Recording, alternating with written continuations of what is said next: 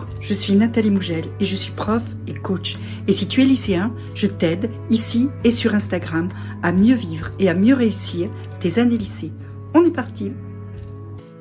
Aujourd'hui, retour aux fondamentaux, on parle des 5 choses qui comptent le plus dans ta vie. Et la première chose qui compte, mais vraiment très très fort dans ta vie, c'est ta santé. Parce que de corps, tu n'en as qu'un et tu vas devoir le garder jusqu'au bout, le même. Donc si tu le maltraites, et aujourd'hui que tu as 17 ans, que tu as l'impression que tu es invincible, ou que tu as 30 ans et que tu as aussi l'impression que tu es invincible, ben peut-être que dans 10 ans, 20 ans, 30 ans, tu vas le payer.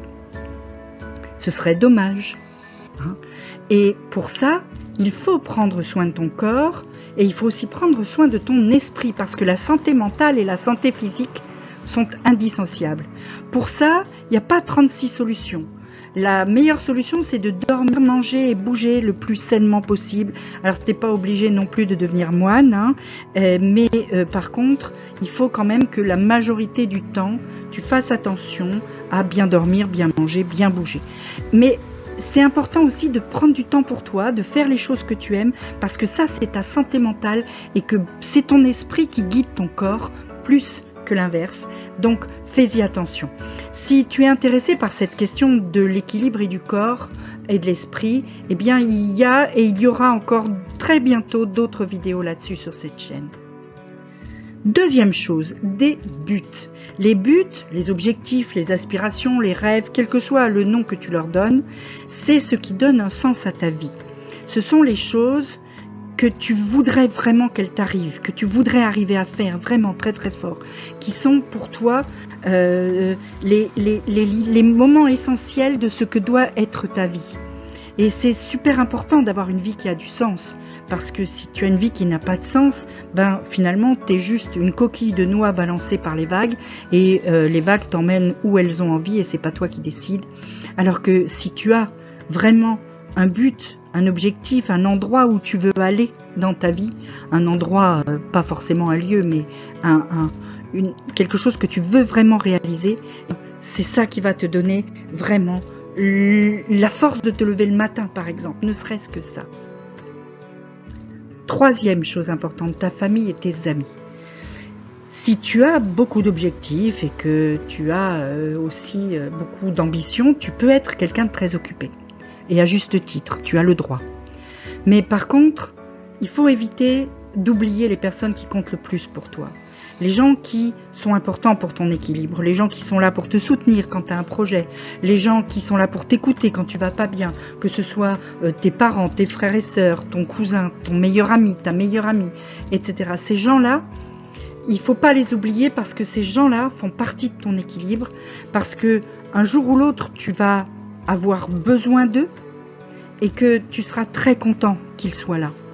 Donc garde du temps pour eux parce que ces gens-là sont aussi ce qui fait de toi quelqu'un qui a une vie complète.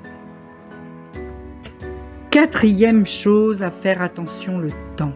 Le temps, et ça, quand on est jeune, on s'en rend pas forcément compte, le temps est une ressource limitée. Ton temps n'est pas infini et ton temps est précieux. C'est mieux de ne pas le gaspiller parce que le temps qui est passé est révolu. Il ne reviendra pas. Tu ne pourras pas recommencer. Donc, c'est important de faire attention à comment tu utilises ton temps.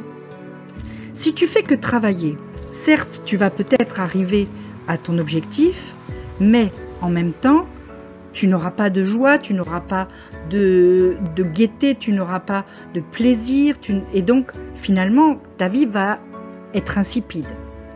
Si tu scrolles toute la journée sur les réseaux sociaux, là c'est de sens que tu vas manquer. Et quand tu vas te lever ton nez à un moment donné de ton travail ou de ton téléphone, eh ben tu vas t'apercevoir que ce temps-là, tu l'as perdu. Et cinquième chose, apprendre et apprendre encore et toujours.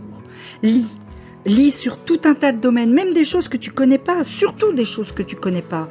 Apprends plein de choses, va voir des gens, rencontre des gens, fais des voyages, va au cinéma, parle à des gens, plein de choses peuvent te permettre d'apprendre. Fais des expériences, même des expériences physiques, fais du sport, tout ça. c'est toujours apprendre, c'est faire des choses nouvelles et c'est te maintenir dans une dynamique de quelqu'un qui profite de la vie, qui aime sa vie et qui surtout gère sa vie. Et ça, c'est le plus important. Si tu as des questions, tu peux me les poser en commentaire et tu peux surtout me suivre sur Instagram ou t'inscrire à mes mails. C'est plein de bons conseils que tu recevras. En attendant, petit pouce bleu, petit abonnement, petite cloche.